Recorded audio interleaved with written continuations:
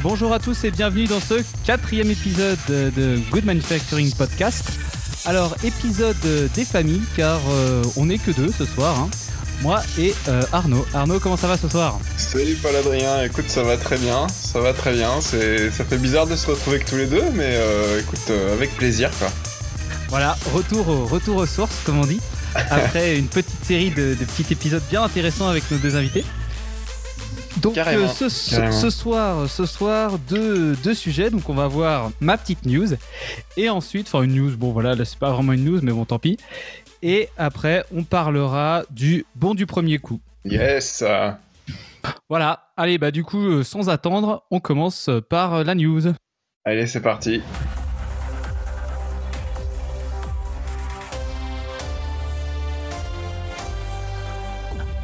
Alors ce soir, news un petit peu étrange Arnaud, si je te dis intelligence artificielle, quelle est la première idée qui te vient à l'esprit ? Matrix. Ah, je sais pas pourquoi, mais pas voilà. mal. J'en parle un peu après. Donc en général, quand tu demandes aux gens, la première idée qui leur vient à l'esprit, tu sais, c'est un peu la mort, la destruction, à cause de ce bon vieux Terminator et Arnold Schwarzenegger. Ah ouais, ok.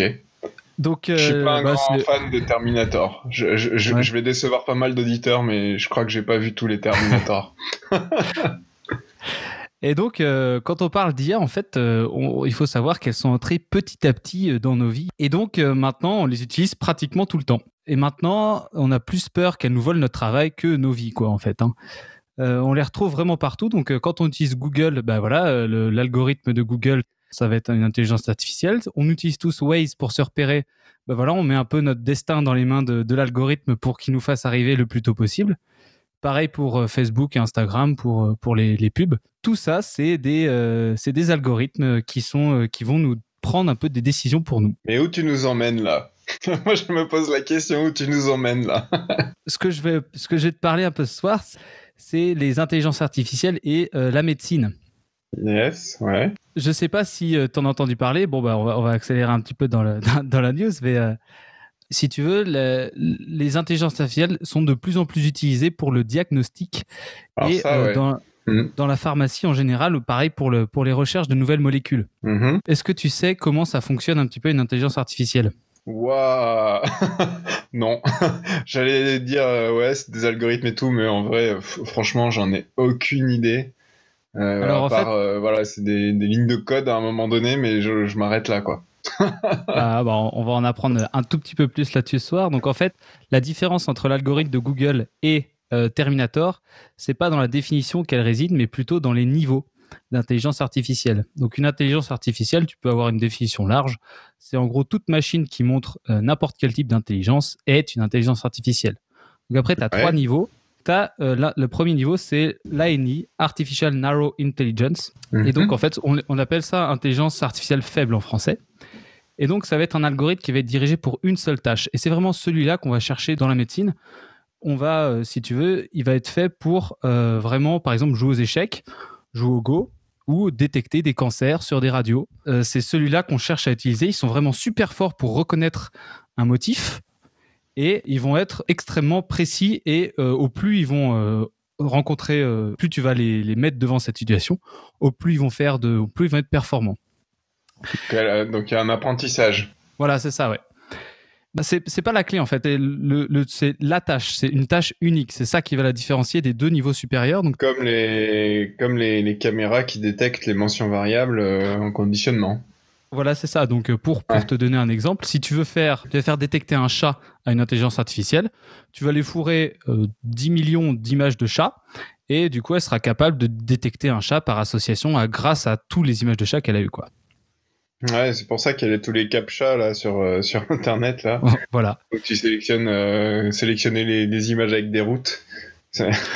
Donc ça, c'est pour l'instant le seul type d'intelligence artificielle qu'on approche. Hein, donc c'est toujours pas parfait, hein, mais c'est le seul qu'on a. Après, les 2 niveaux supérieurs, ça va être l'intelligence artificielle générale, pardon. C'est celle qui va en français, donc c'est Artificial General Intelligence. En français, c'est plutôt intelligence artificielle forte. Et donc, c'est celle-là qui pourrait apprendre n'importe quelle tâche qu'un humain peut apprendre. Donc là, typiquement, ça serait comme exemple une intelligence artificielle que tu trouverais dans les vaisseaux spatiaux dans la SF. Par exemple, dans 2001 Odyssée de l'espace, tu sais, c'est celle-là qui va piloter le vaisseau, jouer aux échecs avec les mecs, tenir une conversation. Donc, tu vois, elle va faire un petit peu tout et elle pourrait apprendre des nouveaux trucs. D'accord. Et après, le dernier niveau, c'est l'intelligence artificielle, super intelligence. Donc là, elle connaîtrait l'ensemble des connaissances de la race humaine et pourrait les utiliser et même le surpasserait. Donc là, c'est là où justement on arrive vers Matrix et Terminator. D'accord. Donc, tu as deux manières de les faire fonctionner. Tu as le machine learning, où là, je te dis, c'est ce que je te disais, où il va falloir des grosses banques de données. Et donc, au plus ces banques de données sont fiables, au plus la machine va être performante dans son apprentissage. Et en fait, maintenant, on a développé une nouvelle méthode pour apprendre en machine, c'est le deep learning. Donc, en fait, là, si tu veux, j'en ai entendu parler, mais je sais pas ce que c'est. Sur, voilà, tu vas apprendre si tu veux, ta machine, à observer et interagir avec son environnement pour apprendre de façon petit à petit, quoi. Si tu veux, elle va apprendre avec l'erreur. Donc, elle va tester, rater, recommencer, et puis elle va progresser comme ça en regardant son environnement, si tu veux. Et donc, c'est ça qui nous intéresse dans les diagnostics. Et c'est ces types de machines-là, enfin, c'est ce type de learning qu'on va utiliser en médecine. Donc, ils sont basés sur des réseaux neuronaux. Et donc, par exemple, une application il y a une très bonne TED Talk d'une dame qui parle des septicémies. Ouais. Et donc, il faut savoir que c'est la 11e cause de mortalité, les septicémies. Et donc, il faut savoir que chaque heure que tu perds à diagnostiquer une septicémie, tu gagnes 7 à 8% de mortalité. Donc, en gros, au plus tu avances, au plus tu es diagnostiqué tard, au plus tu as des chances de mourir. Et donc, il faut savoir qu'ils ont inventé une intelligence artificielle qui va, grâce à toutes les données que tu entres dedans par rapport au patient et par rapport à tous les dossiers médicaux que le patient, enfin, de tous les patients qui ont été nourris un peu qu'elle a vu, que la machine a vu passer, et bien sur 16 000 cas, elle a réussi à détecter en moyenne 24 heures avant le diagnostic des médecins.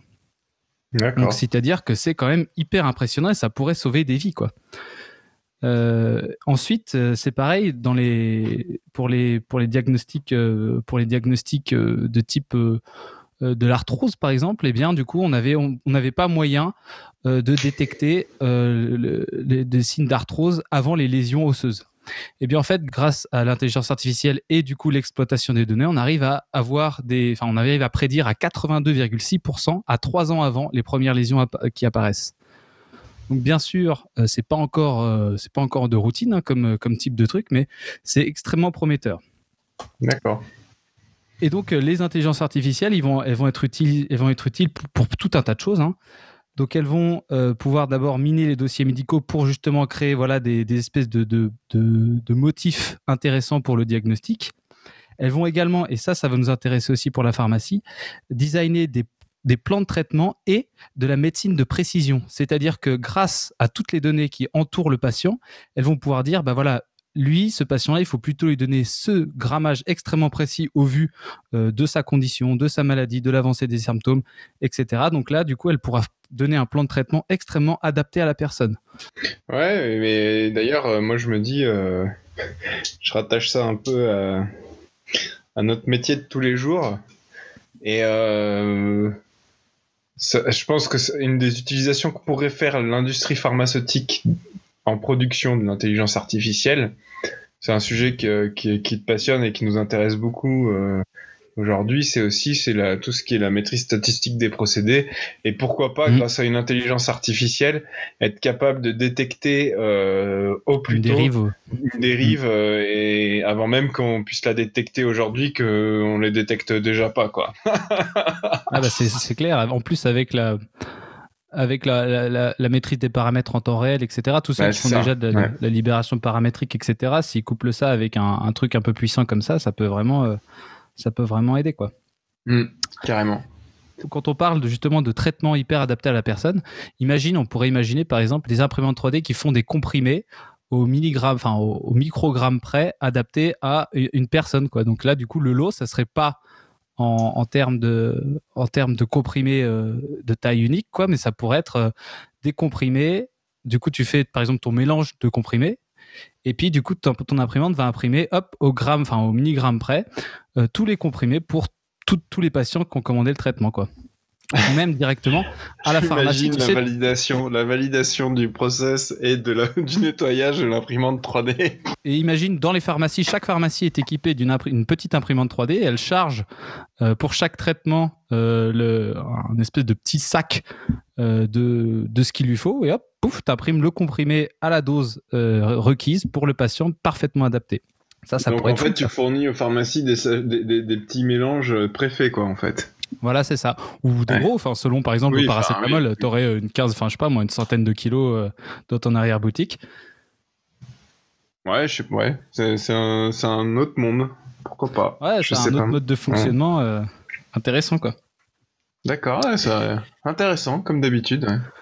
Tant mieux. Donc, je te propose de passer à la partie principale de notre podcast et j'ai fait un petit générique spécial pour un podcast spécial. Allez, générique.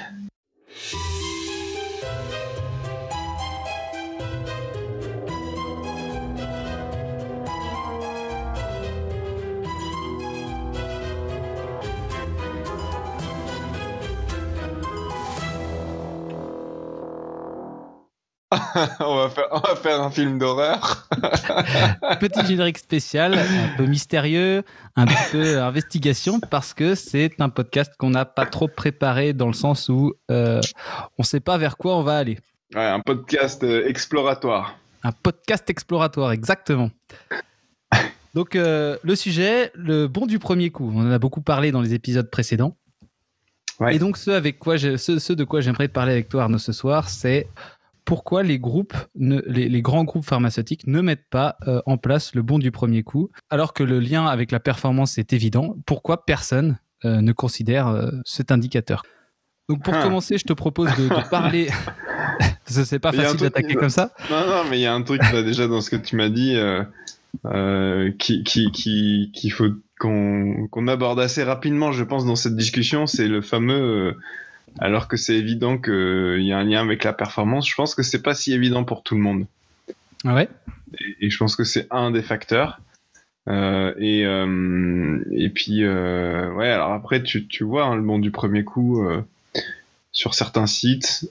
Moi j'ai vu après le problème c'est comment est-ce qu'il est mesuré. J'ai vu un directeur de site un jour qui m'a parlé de son bon du premier coup dans nos premiers échanges. Tu vois, donc je me suis dit ok, le bon du premier coup c'est son indicateur principal. Puis après quand je suis allé voir sur le site, c'était pas vraiment du bon du premier coup quoi. Et du coup, tu avais une question. Ma première question, c'est déjà, quand on dit bon du premier coup, de quoi on parle? Alors, est-ce que du coup, on pourrait commencer par définir ce que c'est que le bon du premier coup? Ok, ça c'est un beau challenge. Bon du premier coup, bah tu prends le truc au pied de la lettre. C'est quoi? C'est tu fais une action, tu livres un livrable, je dirais. Bon, donc il correspond à tout ce que tu attendais en termes de qualité. Donc, aux spécifications. Ouais, spécification. Alors après, je parle de qualité, pas au sens assurance qualité, et je parle de pas volontairement pas de spécification et volontairement pas de produit, mais de livrable, parce que ça peut s'appliquer à n'importe quelle activité. Exact. Mais du coup, tu fais un livrable bon, donc qui répond à ce que t'attends, mais voilà. Réponse aux attentes du client. De la première, dès la première réalisation. Je le définirais comme ça, de manière un peu basique. Après, ça veut dire quoi Enfin, ça veut dire quoi derrière, quoi. C'est surtout ça qui est assez intéressant. Ouais, je sais pas, toi, t'en penses quoi? Toi, tu rajouterais des trucs, je rajouterais à ça que c'est aussi une philosophie, justement, de quand c'est pas bon du premier coup, il y a toute une mécanique qui se met en place derrière pour que du coup, la prochaine fois, ça le soit. Donc, c'est-à-dire que tu vas mettre en place une investigation efficace qui va dire, enfin, tu vas déjà à chaque fois que tu vas le mesurer, déjà que tu l'as pas fait du premier coup, tu vas le signaler, tu vas l'enregistrer, et ensuite tu vas investiguer pourquoi. Donc déjà tout le monde est concerné parce que t'as pas fait du bon du premier coup. Tu vas trouver pourquoi tu l'as pas fait, et ensuite tu vas mettre en place toute une série d'actions qui va permettre que la prochaine fois tu le fasses bon du premier coup. Et ça, c'est une culture. Donc t'as la notion de c'est quoi bon du premier coup, et puis t'as la culture derrière En fait, c'est la culture la culture du bon du premier coup. L'autre jour, tu parlais de la culture de la capa. Bah, on peut parler de la culture du bon du premier coup. Pour moi, ça devrait être la culture prédominante dans l'industrie pharmaceutique. Ça devrait être enfin, je sais pas, c'est peut-être un peu fort de dire ça, mais moi je trouve que Bah, n'importe quel directeur industriel, n'importe quel directeur de site dans l'industrie pharmaceutique, sa préoccupation première devrait être le bon du premier coup. Alors après, qu'on soit clair, hein, on visera jamais un 100% du bon du premier coup, ça c'est clair. Mais ça devrait être la préoccupation de tout le monde, et du coup ça devrait être ancré dans la culture de notre secteur. Mais ça ne l'est pas, et notre secteur, moi je suis désolé, mais ce que je vais dire c'est peut-être un peu dur, mais ce que je vois sur les sites, c'est qu'on est toujours en train de regarder comment ça se passe dans les autres secteurs, on essaye de faire ce que font les autres. À un moment, il est peut-être temps aussi d'imposer notre propre manière de voir, d'arrêter d'essayer de faire comme l'automobile, comme l'aéronautique, comme le spatial, comme le nucléaire. Chacune de ces industries que je viens de citer, elle est différente, elle a des enjeux différents, des process différents, des produits différents, des difficultés différentes. Et donc, j'imagine pas. Après, c'est peut-être naïf de ma part, mais moi, j'imagine pas qu'il y a un modèle de fonctionnement, de stratégie, de pilotage qui s'applique à n'importe quelle industrie. Et j'ai le sentiment profond, et c'est pas démontré ou quoi, mais c'est vraiment un sentiment profond que l'industrie pharmaceutique devrait mettre le bon du premier coup en tête de liste. Et parce que en fait c'est l'indicateur principal ou peut-être l'unique indicateur qui soit universel, mais surtout qui allie performance et qualité. Et quand tu disais tout à l'heure que c'est une évidence que le monde du premier coup sert la performance, quand tu le dis comme ça de manière théorique, etc., oui, c'est une évidence. Quand tu le vis au quotidien sur les sites, c'est une évidence pour personne. C'est une évidence pour personne quand tu vois un responsable de production, on va dire même un responsable de conditionnement, où la seule chose qui l'inquiète c'est son TRS. Ouais, ça, bah voilà. Donc non, c'est pas une évidence pour lui que le bon du premier coup c'est bon pour la performance et que ça devrait être ce qui devrait être sa préoccupation première. Donc ouais, enfin c'est un peu cette situation moi aujourd'hui et je me dis que on doit mettre ça en stratégie numéro un. Et en plus de ça, le bon du premier coup, alors il y a le côté performance, on va revenir peut-être après dessus sur pourquoi est-ce qu'on dit que ça sert à la performance. Le côté qualité, bah, bien évidemment, ça sert à la qualité, mais en plus, et pour moi, c'est quelque chose qui est important et qui devrait parler à tous les RSE dans les industries, c'est aussi la manière d'être responsable, d'avoir une industrie responsable. Qu'est-ce que tu veux dire par RSE ? C'est la responsabilité sociétale des entreprises. Donc en fait, c'est le développement durable, c'est les personnes qui sont en charge d'allier social, environnemental et économique. D'accord. Et donc voilà, donc responsable parce que qui dit bon du premier coup dit tu vas pas jeter des lots, tu vas pas jeter des produits, tu vas pas jeter de l'énergie, tu vas pas jeter des matières, tu vas pas consommer pour rien. Pas de gaspillage. Pas de gaspillage. Petit clin d'œil au lean manufacturing. Ouais, mais le bon du premier coup, c'est pas que pas de gaspillage. Parce que voilà, je voudrais pas qu'on tombe dans le travers de se dire comme le lean, enfin pas comme le lean pardon, mais de se dire que de se focaliser sur le bon du premier coup, c'est juste prendre la partie gaspillage de toutes ces démarches d'amélioration dont le lean. Mais il y a pas que ça, il y a aussi du coup le gain de capacité. Donc c'est pas que du gaspillage de produits, c'est aussi du gaspillage de temps. C'est du coup c'est de la perte de plein d'autres choses. C'est pas que des produits quoi. Ah, moi, ce que j'apprécie beaucoup dans le bon du premier coup, c'est justement, tu fais attention à pas que ça se reproduise. Ça, pour moi, je sais pas pourquoi, mais c'est quand même un truc qui me marque pas mal par rapport aux autres démarches où forcément, tu es obligé de investiguer et regarder pourquoi ça, tu comprends, quoi. Tu essaies bien de comprendre. Et donc, j'ai regardé quand même. Alors, ouais. Là, excuse-moi, je te coupe, mais t'es dans la vision réactive au bond du premier coup, mais en plus, je sais très bien que toi, tu as cette vision proactive, mais du coup, là où tu commences à rentrer dans une culture ancrée du bond du premier coup, c'est qu'en fait, tu as mis en place des démarches au quotidien pour anticiper les risques de déviation, de problèmes, etc. Donc, t'investigues même, enfin, ça devient presque plus de l'investigation, quoi. Ça devient un La comportement au pro-investigation. quotidien. Ça. Ah, ça c'est l'extension. Enfin, je veux dire, ça vient pas spontanément aux personnes de se dire bon bah voilà, comme la HSE, on va essayer de détecter les problèmes en amont qu'ils arrivent parce qu'au final on peut pas se permettre que quelqu'un se prenne une palette sur la tête et soit blessé ou meurt. Donc là, on va faire attention à ce que bah voilà, il y ait rien dans l'équilibre. On va faire attention à ce qu'il y ait pas des rouages exposés où on pourrait fourrer sa main dedans, etc.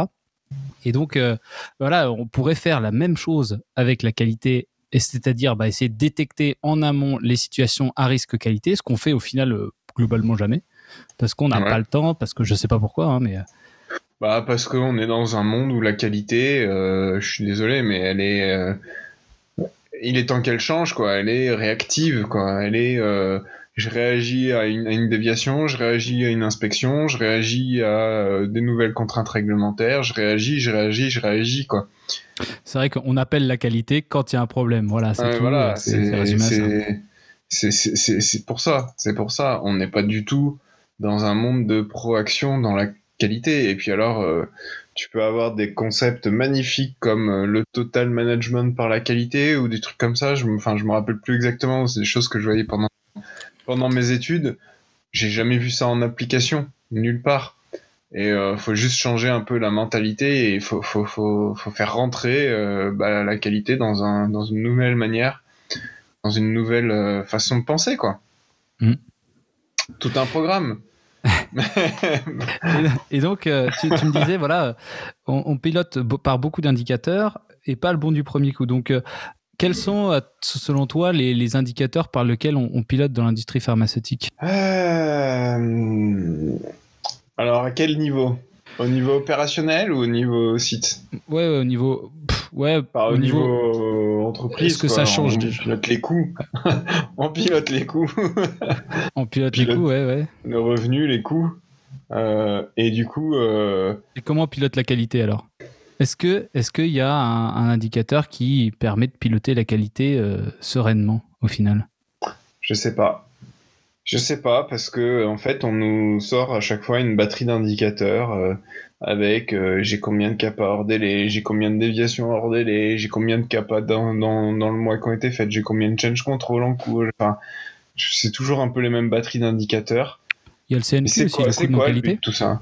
Ouais, mais ouais, ok, d'accord. Alors attends, on va y venir après. Mais du coup, on a tous les sites qui remontent. Alors je parle encore plus dans les grands groupes tous les mois une batterie d'une dizaine d'indicateurs sur la qualité. C'est quoi l'objectif de tout ça au final? C'est quoi l'objectif de tout ça? C'est de Bah, c'est de montrer quoi? prendre la santé, d'avoir la santé et de la qualité sur leur site. Ouais, c'est-à-dire, bah voilà, Ouais, mais si tu sais, la santé, c'est quoi?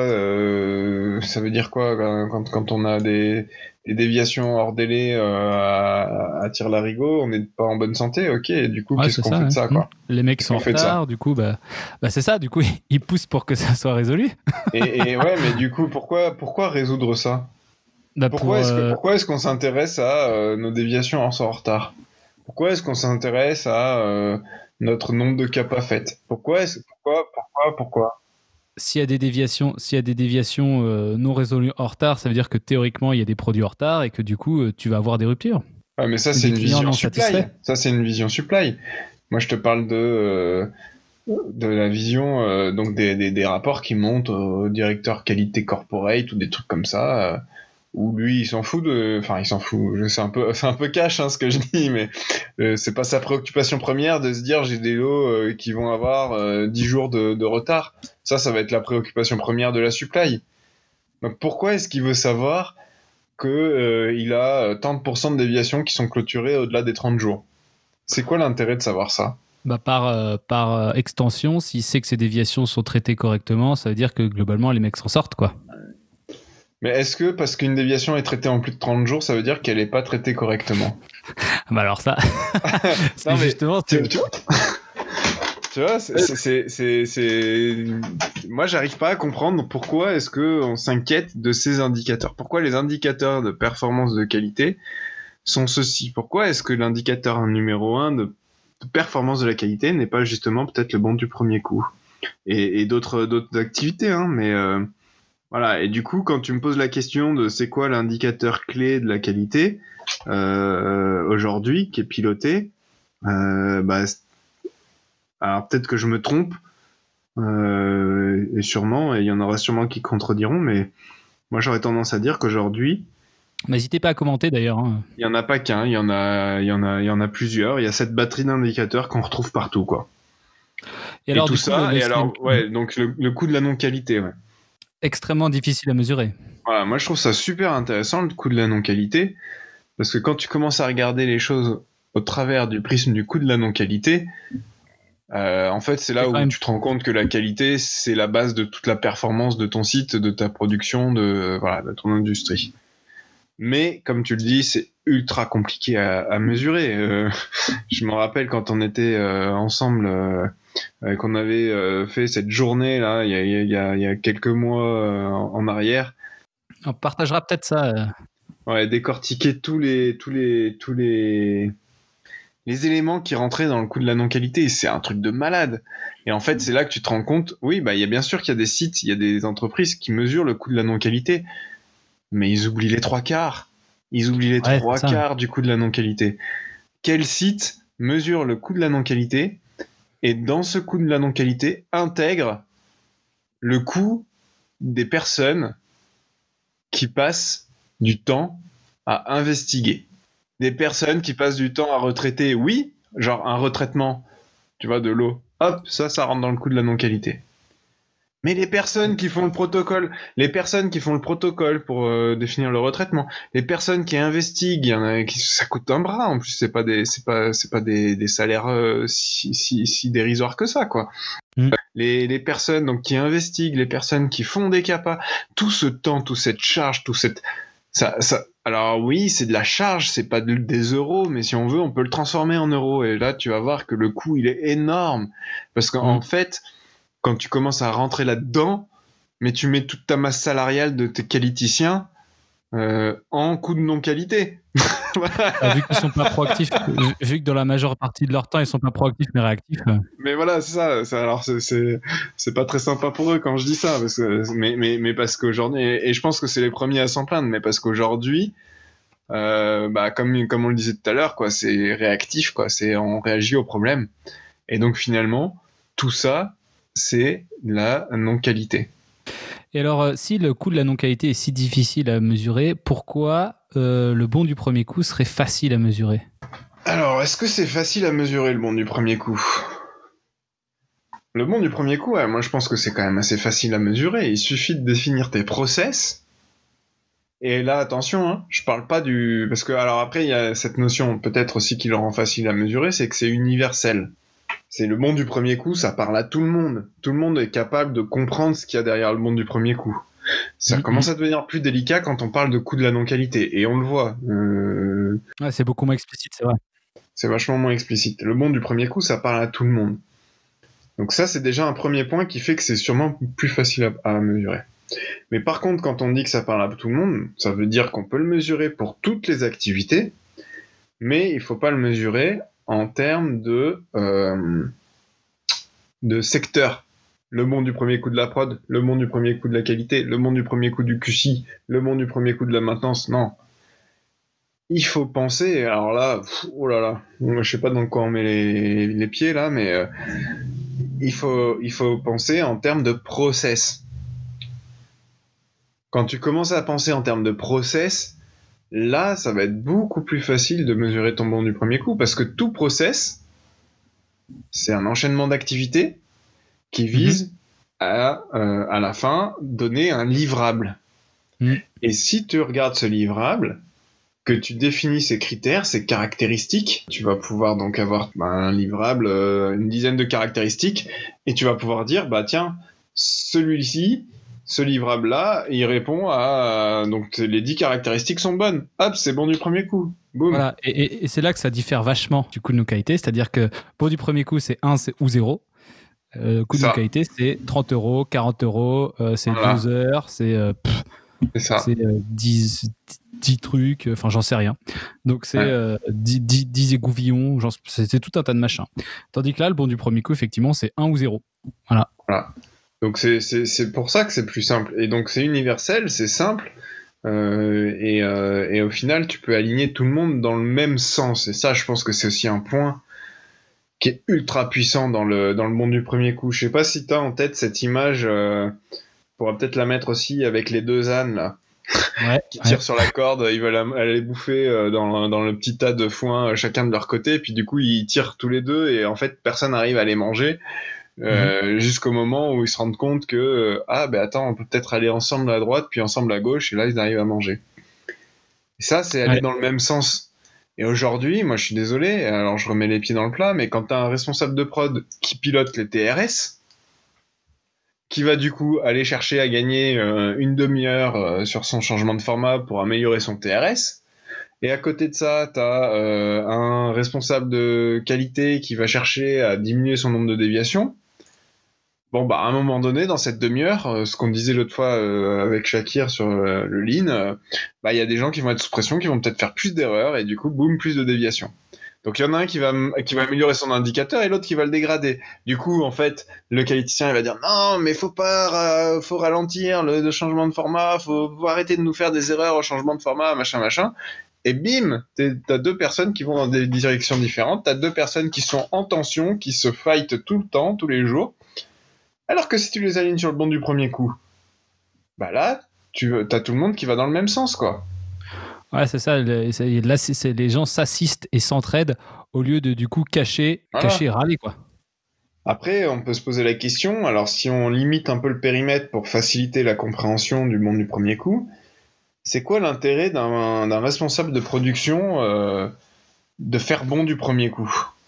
À ton avis, c'est quoi ta vision là-dessus? C'est quoi l'intérêt d'un responsable de fabrication, de production, de faire bon du premier coup? Quel intérêt il a là-dedans par rapport à avoir un bon TRS? C'est qu'il peut donner des dates bonnes directes. Ouais. Tu veux un truc pour demain et tu sais que voilà, tu mets un jour à faire ton process, tu veux dire t'inquiète, 100% de chance, demain tu l'as. Ok, donc en fait il réduit la variabilité dans ces temps de cycle. Et si tu réduis ta variabilité, forcément ton client interne et externe sera toujours vachement plus satisfait. C'est-à-dire que du coup, si au restaurant, un coup tu y vas et t'as ta pizza en 10 minutes et tu y vas la fois d'après, donc tu l'as en... Tu améliores ses délais. En quoi est-ce que ça lui améliore aussi ses coûts? Du coup, il n'a pas de retraite, il n'a pas besoin de faire de retraitement. Et du coup, il jette moins. Il n'a pas besoin de... Ouais, donc il fait des économies sur tout ce qui peut être de la destruction.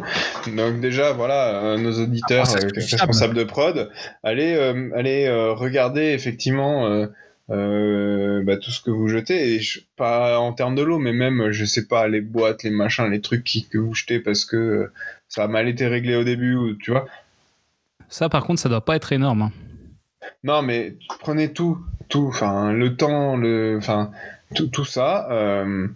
Enfin, ça doit pas être énorme. Tu sais, c'est les petits cours d'eau qui font les grands fleuves. Hein. C'est quand tu prends la somme de tout ça, quoi. Et voilà, tout ça, c'est des trucs que tu peux économiser quand tu fais bon du premier coup.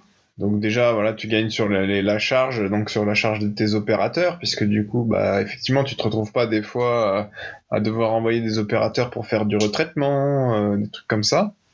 Moi, je suis plus convaincu, franchement, par tu peux d'abord fiabiliser tes délais et ensuite, une fois que tes délais sont fiables, chaque petite erreur et chaque chose qui va pas dans le process, tu peux le corriger un à un. Et du coup, au final, tu vas avoir le temps optimal. Et du coup, c'est pareil. Après, tu libères du temps aux mecs de la qualité pour qu'ils puissent faire de l'amélioration continue. Et là, ils bossent ensemble au lieu de faire, tu vois, par exemple, le changement que tu voulais faire depuis longtemps sur la variation de je sais pas quoi et tu voulais qualifier je sais pas quoi, du coup, tu vas débloquer ce temps. Parce que du coup tes délais sont fluctuables, t'as pas un lot à réintégrer en 30 secondes la semaine prochaine pour Parce que du coup, tu l'as raté il y a 3 semaines, donc du coup, il faut que tu réintègres ça dans le planning plus tard. Et là, boum, tu te reprends une semaine dans la vue, et puis après un nettoyage, et puis etc. Et puis une fois que tu as fini de nettoyer, oh merde, ton nettoyage il est pas bon, bah du coup, t'en refais un. Et au final, ben voilà, petit à petit, hop, ton équipement qui n'était pas censé être saturé au début de l'année, au début du planning, boum, à la fin de l'année, il se retrouve à être sursaturé, alors qu'au final, tu as produit beaucoup moins ou moins. Ouais. En fait, tu vas gagner du temps de production parce que du coup, tu sais, ce que tu perds en boîte, franchement, le coût d'un article de conditionnement, c'est zéro, quoi. Oui, Enfin, non, bien sûr, non, mais enfin, je pense que, alors, effectivement, c'est peut-être les coûts autres. Il y a le côté délai, mais il y a aussi, en tout cas, le côté coût où tu gagnes grâce au monde du premier coup, c'est évident. Euh, et après, il y a un autre élément sur lequel tu gagnes et sur lequel tu peux gagner pour tout le monde, c'est le stress pour les équipes, quoi. Le stress, la pression, c'est l'ennemi numéro un du bon du premier coup, j'aurais tendance à dire. Et en même temps que je dis ça, c'est bien, on est dans un podcast exploratoire. Je me dis, on est dans un monde où c'est vachement philosophique ce que je vais dire, mais on est dans un monde où on veut produire toujours plus, plus vite, sortir plus de l'eau. Chaque année, on est content quand les volumes ils augmentent, on sait qu'on va vendre plus, on sait qu'on va produire plus, c'est cool, machin, très bien. Et du coup, dans ce monde-là, je vais pas me lancer dans une critique ou quoi de ce monde-là. Hein, ça, c'est le monde tel qu'il est aujourd'hui. C'est pas le but de ce podcast de se positionner, de critiquer ça. Non, en tout cas, je ne le crois pas. ouais. Mais en tout cas, aujourd'hui, le monde, il est comme ça.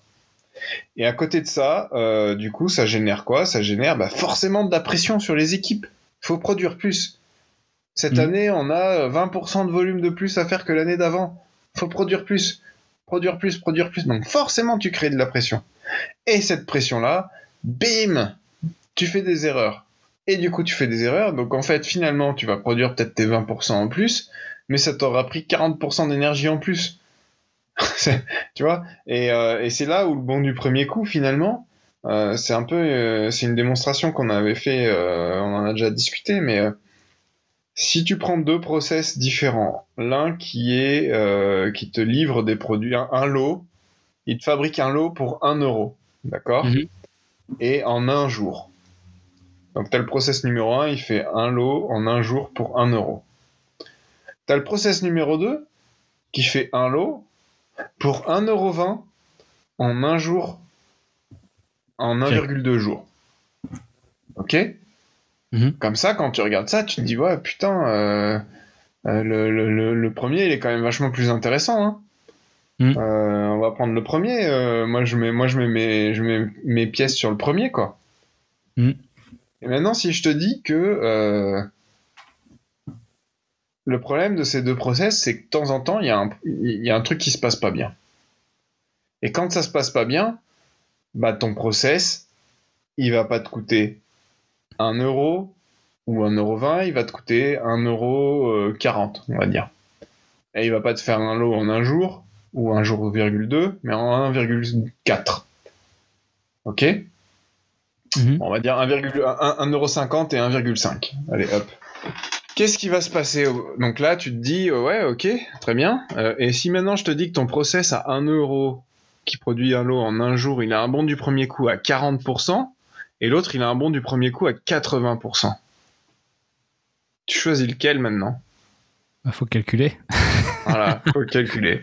Alors, au bout de 30 jours, je te donne, hein, j'avais fait le calcul, c'était peut-être pas tout à fait ça, mais au bout de 30 jours, ton process à 1 € qui produit des lots en un jour, avec un bon du premier coup à 40%, je crois que grosso modo, ça faisait 24 lots en 30 jours pour 30 centimes du lot. Grosso modo, je me rappelle plus des chiffres exactement.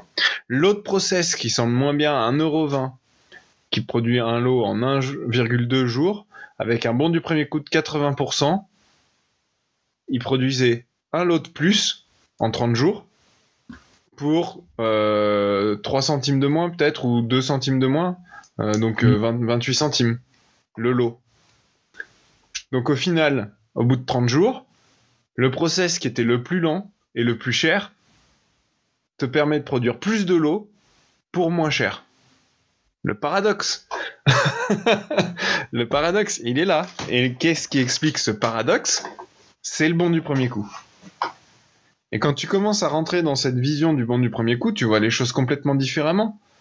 Est-ce que, alors c'est toujours ce même exemple, mais c'est parce que c'est malheureux, on le voit sur tous les sites. Est-ce que ces 30 minutes que je vais gagner au changement de format vont vraiment me permettre de faire sortir plus de l'eau à la fin du mois? Moi, je suis pas sûr. Je suis pas sûr. Tu fais quoi? Tu fais 3 changements de format dans le mois ou dans la semaine, pardon. Ok, bah donc tu vas gagner 1h30 par semaine. Super, ouais, génial. Et puis à côté de ça, t'as les déviations qui s'accumulent. Et puis t'as les lots que tu mets de plus en plus de temps à libérer.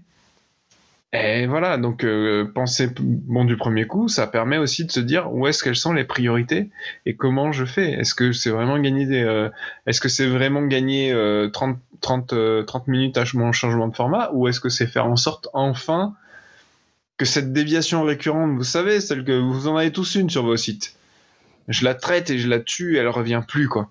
Et donc la prod a tout à fait intérêt à mesurer à mesurer et piloter le bon du premier coup au même titre que la qualité, puisqu'au final tu produis plus et tu as pour moins cher.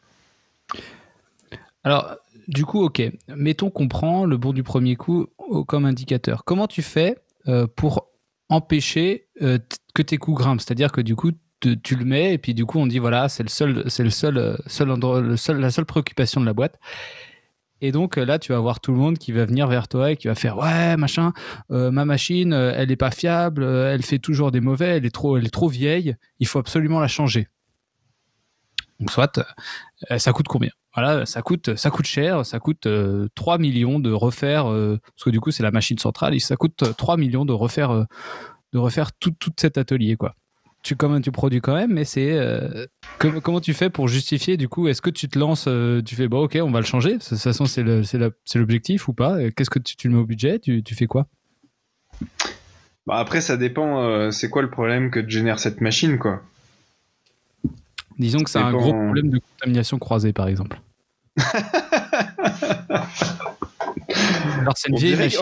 On dirait que t'as une idée en tête. Non, pas forcément, mais Non, non. Ok, bah là, ok. Attends, mais là, du coup, tu me facilites. Et comme quoi, tu vois, le fond, c'est pas forcément de dire ouais, il faut la changer. C'est pourquoi tu veux la changer. Alors là, tu me poses un truc assez intéressant. Ok, un problème de contamination croisée. C'est quoi le bénéfice du risque évité, quoi? Le bénéfice du risque évité, c'est cette notion de ok, donc t'as un risque, t'as cette contamination, elle est, dans ton exemple, elle est avérée, ce que je dirais, mais par contre, elle n'est pas forcément détectée facilement, donc potentiellement personne ne dirait rien. Bon, c'est un peu, on est à la limite du, bon, peut-être pas de la malversation, mais voilà, de se dire ouais, bah les inspecteurs ils le verront pas, on continue, voilà, bon, ok. Mais imaginons, c'est quoi le risque, le bénéfice du risque évité? Le risque, ici, c'est quoi? T'as une contamination croisée. Plusieurs Mhm. choses. On va même pas prendre le fait que, je dirais que c'est même pas que t'as une contamination croisée détectée sur un lot qui est encore en production, quoi. Ça, c'est rien comme risque. C'est rien. Enfin, c'est énorme, hein, mais c'est pas le plus gros risque que t'as dans cette situation. Le plus gros risque que t'as, c'est qu'un jour, effectivement, en inspection, on se rende compte que tu ne maîtrises pas du tout cet équipement, que Mhm. tu te retrouves avec, du coup, en fait, des produits contaminés, que tu ne mesures pas cette contamination, que tu vis avec. Là, on rentre dans un cas un peu grave, hein, j'ai envie de dire. Ouais, Et donc ouais. voilà, donc qu'est-ce qui va se passer? Mise en demeure, injonction, fermeture du site jusqu'à remise en état, rappel de l'eau. Euh, bon, ça peut aller loin, hein, mais du coup tout ça, bah ok, Ouais, donc fermeture du site jusqu'à remise en état, bah du coup tes 3 millions, tu vas devoir les investir quand même. après, du coup, Fermeture du site, tous les comment? tu peux fermer l'atelier. Ok, fermeture de l'atelier. Mais moi, je pense que si on prend ton exemple là, avec en gros, on a continué à tourner, on le sait, on a continué à tourner parce que les inspecteurs le verraient pas. Je pense qu'un inspecteur qui tombe là-dessus, il va se dire ouais, mais on va aller voir tout le site, hein. Bon, peut-être pas qu'il va te fermer tout le site, mais on en a déjà vu des sites qui ont pris très cher, très très cher. Alors c'était peut-être plus aux États-Unis, mais à cause de problèmes comme ça, et qui se sont retrouvés à arrêt du site jusqu'à mise en état. Projet de 1 an, donc pendant 1 an, t'as un site, tu payes des gens, tu produis pas, tu sors rien, quoi. Hein? Mm. Ça c'est voilà, c'est dramatique. Et c'est pas ça le plus dramatique. Parce que bon, bah là, du coup, tu perds un certain nombre de mois de production de ton atelier ou de ton site dans le pire cas. Du coup, tu perds aussi, bah, tout est le rappel de l'eau, donc tout est l'eau, boum, poubelle. Mm. Tu prends cher, mais comme jamais sur ton image de marque. Et moi, je me rappellerai toujours. Et on sait toujours pas d'ailleurs si c'est du lard ou du cochon cette histoire, mais tu sais la fameuse contamination croisée de Teva il y a quelques années en arrière. Sur les zolpidem. Ouais, ouais, un truc comme ça.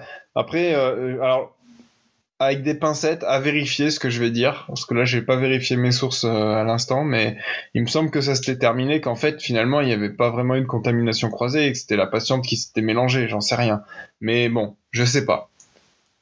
Mais en tout cas, ce qui est sûr, c'est que ce jour-là, que c'était confirmé ou pas, l'image de marque, elle a pris un sacré coup. Et là, tu le payes cher aussi, cette image. L'image de ton entreprise sur le marché.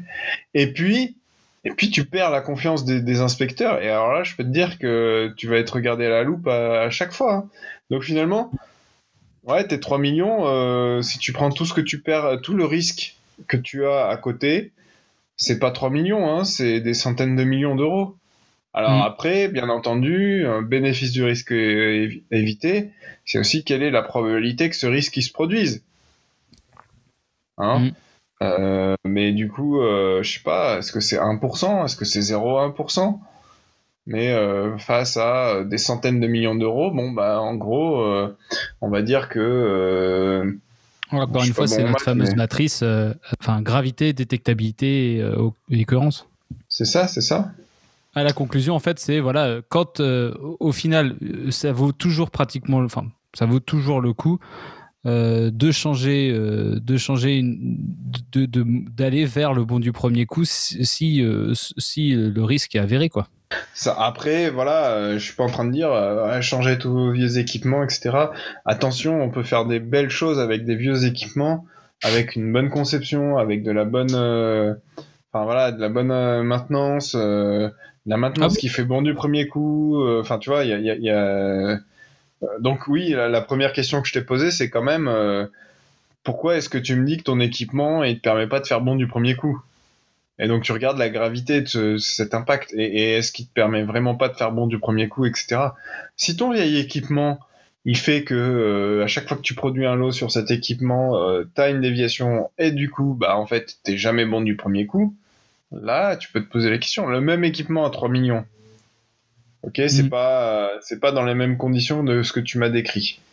Le même équipement à 3 millions, je sais pas, il a un petit défaut qui fait qu'à chaque fois que tu fais un lot, t'as une déviation. À chaque fois, à cause de cet équipement. Mm. Là, tu vas avoir du mal à justifier l'équilibre entre le coût et le changement de l'équipement. Parce que bah, ta déviation, je sais pas, ça va te coûter quoi? Ça va te coûter un peu de temps d'investigateur, un peu de temps, alors peut-être de retraitement, j'en sais rien. Bon, si ça fait du retraitement, je pense que ça va augmenter un peu ton coût, mais tu vas pas arriver aux 3 millions tout de suite. Bah, après, tu vas peut-être tu peux peut-être trouver d'autres solutions, du coup, j'en sais rien, mais mettre en place une démarche qui fait que quand tu utilises cet équipement, tu fais telle ou telle manœuvre en plus, ou j'en sais rien, enfin, tu vois, mais...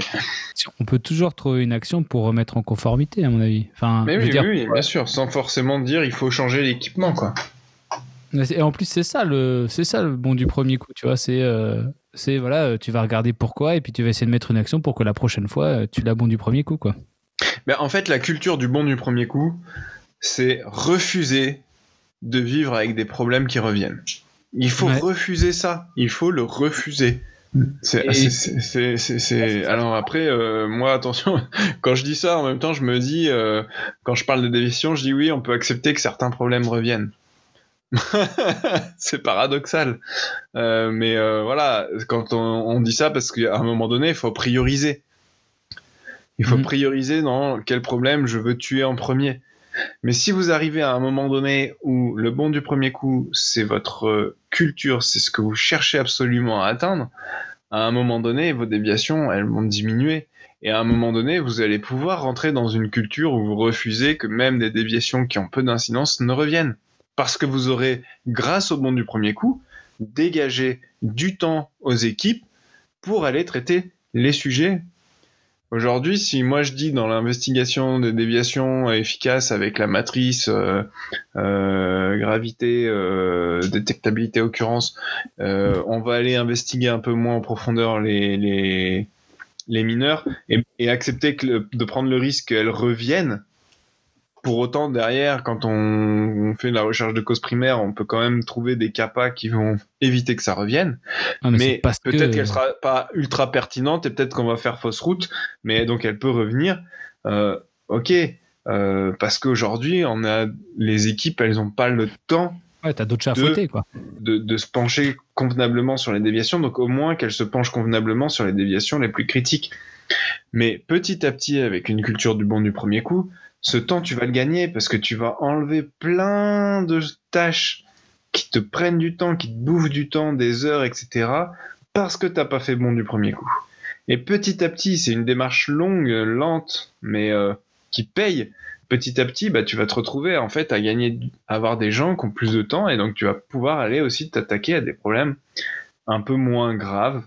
Et en fait, le monde parfait, ça serait effectivement d'avoir une usine qui fonctionne avec les gens qui sont là en mode on anticipe les problèmes dans 80% du temps et 20% du temps on traite des problèmes qui se sont produits. Aujourd'hui, je suis désolé, c'est pas l'inverse. C'est 99% du temps on traite des problèmes et 1% du temps on anticipe. Franchement, je vois pas, enfin, ce que je disais tout à l'heure, on est dans une qualité préhistorique. Bon, vraiment, hein, je pèse mes mots, mais c'est la préhistoire de la qualité, là où on en est encore aujourd'hui. Et en 2020, je me dis, c'est fou, quoi. Ouais, c'est que les gens sont, ont le nez dans le guidon, quoi. Ils sont. Mais parce que les gens, ils font ce qu'on attend d'eux, quoi. Donc, si vous nous écoutez et que vous êtes directeur qualité, ne vous lancez surtout pas dans un projet de dire on va faire du bon du premier coup. Non, c'est pas un projet qualité. C'est une stratégie d'entreprise. C'est une stratégie au moins de directeur de site, au mieux de directeur industriel. C'est une stratégie. Ça peut pas être le projet porté par la qualité. Je suis désolé, mais si c'est un directeur qualité qui porte ce projet, directement, tout le monde va se dire ouais, c'est encore la qualité qui nous rajoute un truc, c'est sa nouvelle lubie, etc. Qu'est-ce que ça va m'apporter, moi, producteur, de faire bon du premier coup? Puis alors, peut-être que vous allez vouloir expliquer tout ce que j'ai expliqué tout à l'heure, mais vous n'arriverez pas à le convaincre. On va parler des biais cognitifs, mais les biais confirmation, les biais narratifs du patron de prod, c'est la qualité, c'est des contraintes, faire bon du premier coup, ça va juste nous rajouter des contraintes supplémentaires, on va pouvoir produire moins, on va devoir produire moins vite, machin, etc. C'est sûr. Donc le bon du premier coup, c'est une vraie stratégie industrielle. C'est pas une petite lubie ou d'une personne dans un atelier. Alors peut-être qu'un responsable d'atelier, allez, comme on a eu il y a 2 semaines Yann, peut-être qu'une personne comme ça pourrait se dire, il y a 1 mois, pardon. Peut-être qu'une personne comme ça pourrait se dire, moi je veux piloter mon atelier par le bon du premier coup. Et je vais le faire, et je vais l'implémenter. Il peut arriver, lui, dans son atelier, à implémenter et à mettre en place une démarche et une culture du bon du premier coup à l'échelle de son atelier. Ouais, mais ça veut dire qu'il va falloir qu'il soit prêt à se battre au quotidien parce que il va se frotter pas à cause des gens dans son équipe, mais parce que lui, ce qu'on va attendre de lui, c'est les délais, les coûts, les machins, les trucs.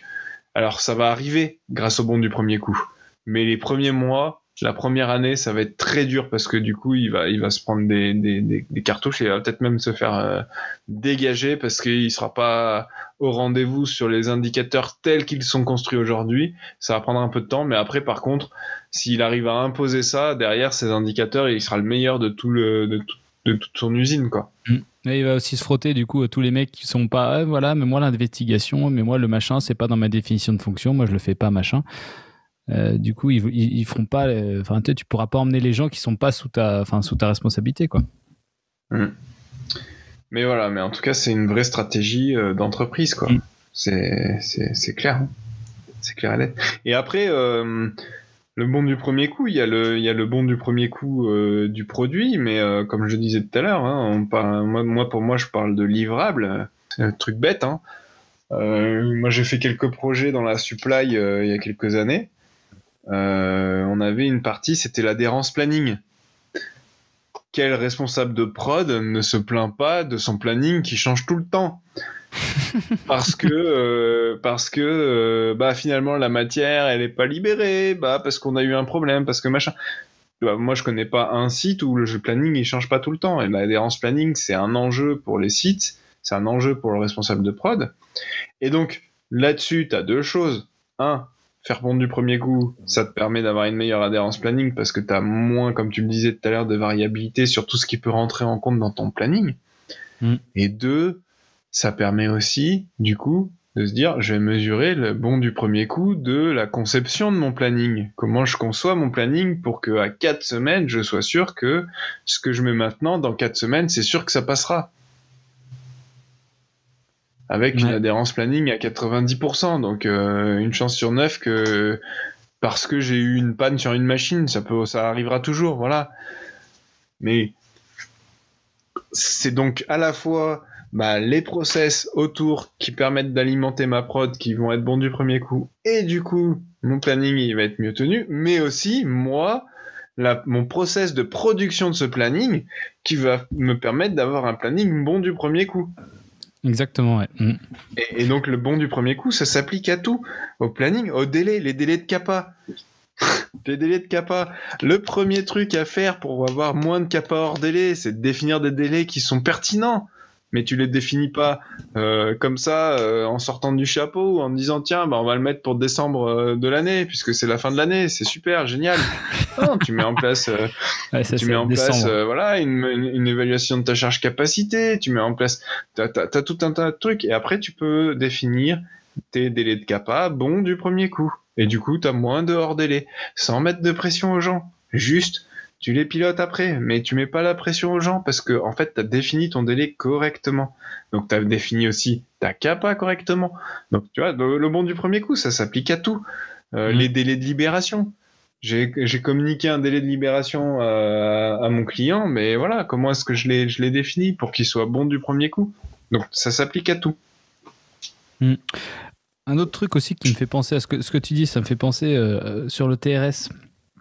Du coup, le TRS, quand tu le décomposes, c'est trois choses. C'est les arrêts organisationnels, les arrêts techniques et la disponibilité machine, c'est-à-dire le temps que tu passes à produire des produits conformes pendant le temps d'ouverture. Donc déjà, quand tu fais bon du premier coup organisationnel, tu vois, tu peux l'améliorer. Par exemple, si jamais tu as un changement de format, tu t'aperçois que ton nettoyage était mauvais, boum. Ça, c'est pareil, tu perds 2-3 heures de renettoyage derrière. Ça, tu peux l'améliorer. Ensuite, technique, pareil pour ta maintenance. Si jamais ils font des interventions bon du premier coup, ils arriveront enfin, du coup, les arrêts techniques vont diminuer et au final, tu arriveras à gagner du temps là-dessus. Et un truc qui est trop marrant, c'est pour la disponibilité. Alors là, je sais pas, hein, mais je suis pas sûr que si jamais dans ton TRS, du coup tu le calcules, enfin je me demande comment c'est foutu sous le capot, hein, mais une semaine tu vas produire, tu dis ah la vache on a un TRS de 80% sur cette ligne, et du coup 5 semaines plus tard, ou je sais pas 4 semaines plus tard, tu t'aperçois que tout ce que tu as produit, bah, du coup à l'analyse c'est mauvais. Est-ce que rétrospectivement on va venir défalquer le pourcentage, enfin du coup tous ces produits du TRS de 5 semaines avant pour dire bah voilà ça en fait tout ce qu'on avait produit avec un TRS de ouf, le plus gros TRS du monde, en fait du coup c'est zéro. C'est Et ça, du un. coup, ça rentre peut-être dans le coût de non-qualité. Ton TRS, tout le monde va faire ouais, bien ouais, je TRS 80%, mais au final, coût de non-qualité augmente, mais du coup, TRS toujours à 80%. Du coup, là, il y a clairement un problème quelque part.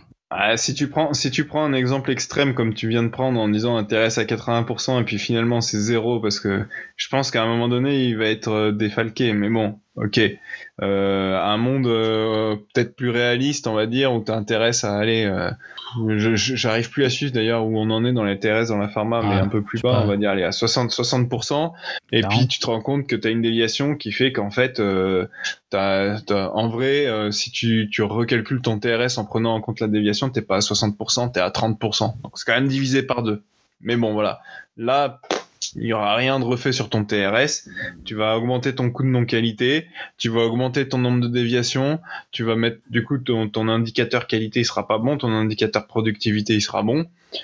Et puis même si, je sais pas, du coup pour le bonus de ton patron de prod, tu rediminues son TRS.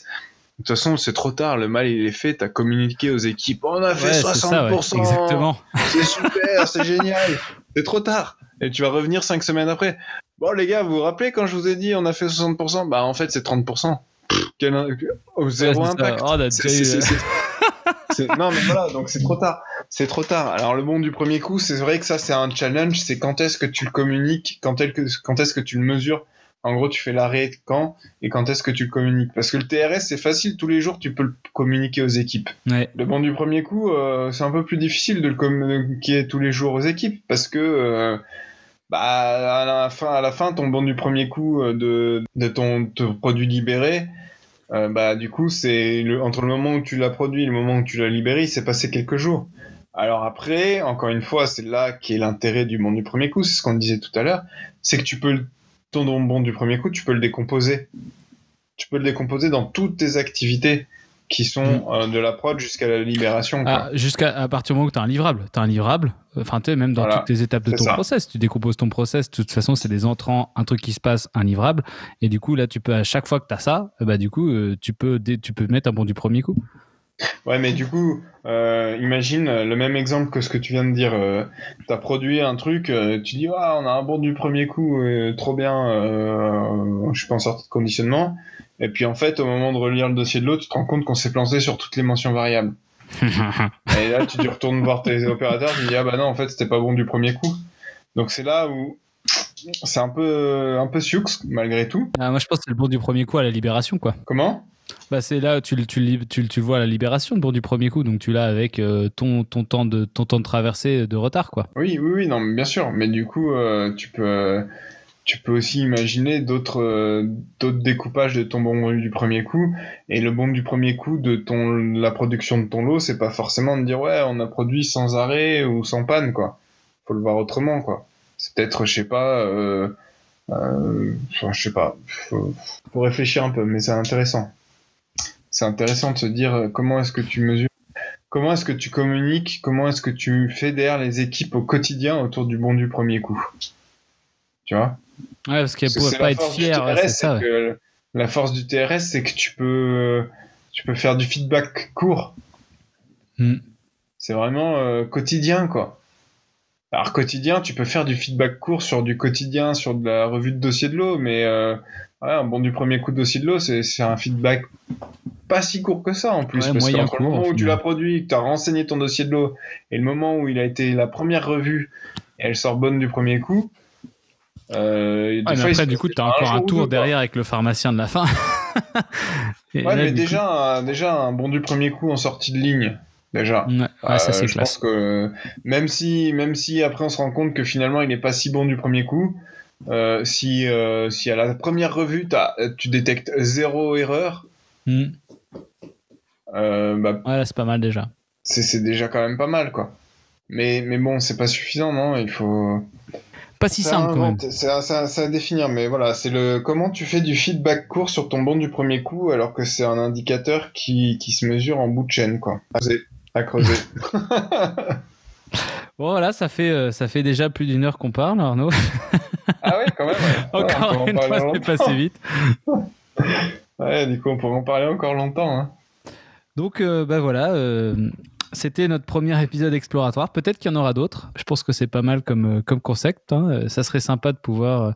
Et j'attends beaucoup. J'aimerais bien que les personnes commentent un petit peu, donnent leur avis, etc. sur le sujet. Si eux, ils l'ont dans leur site, comment ça se passe, etc.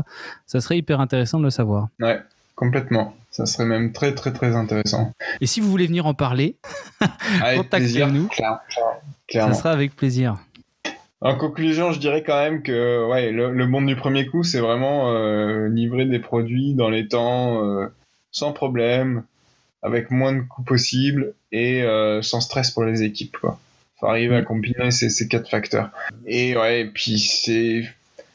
Ok, on l'a dit, on peut mesurer le monde du premier coup sur tout, sur n'importe quoi, sur tous les types d'activités, mais si on veut se lancer dans une démarche comme ça, à mon avis, il faut commencer par le produit.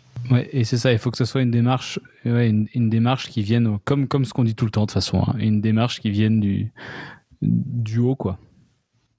Avec, en tout cas, pas du haut, mais en tout cas avec l'appui ferme et du haut, quoi. Ouais, il faut que ce soit une volonté de stratégie industrielle, quoi. Bon, voilà. Alors, du coup, Arnaud, est-ce que tu peux nous dire où est-ce qu'on nous retrouve ? Eh ben, comme d'hab, déjà le podcast sur toutes les plateformes de podcast habituelles. Hein, d'ailleurs, sur certaines, vous pouvez nous laisser une petite évaluation, donc n'hésitez pas. Et il y en a déjà eu. Ah, super, cool. Ils nous ont mis 5 étoiles. Oui. Voilà, faites pareil. Mettez-nous 5 étoiles. Et non, voilà, si ça vous intéresse, n'hésitez pas, ça nous permet, nous, d'être mieux référencés aussi, mine de rien. Et, de toute façon, et entre nous, on est les seuls. Voilà. Hein, bon, d'accord. Donc, d'être mieux référencés par rapport à nous-mêmes. Non, et puis du coup, donc les plateformes de podcast, et puis après, comme d'hab, vidéo sur YouTube, un petit peu au ralenti en ce moment, on va pas se le cacher. La prochaine, c'est sur le dossier de l'eau électronique, on revient un peu là-dessus. Mais bon, ça prend un peu de temps. Alors avec le coronavirus, mine de rien, là, on est pas mal occupé, donc ça prend un peu de temps. Et puis après, où est-ce qu'on nous retrouve ? Sur LinkedIn. Sur LinkedIn, c'est notre je pense que c'est le meilleur moyen. C'est là-dessus que ce soit Paul Adrien ou moi, qu'on partage toutes les news de ce qu'on fait et tous les éléments, que ce soit les vidéos, les podcasts. Voilà, donc je pense que c'est le meilleur endroit où nous retrouver.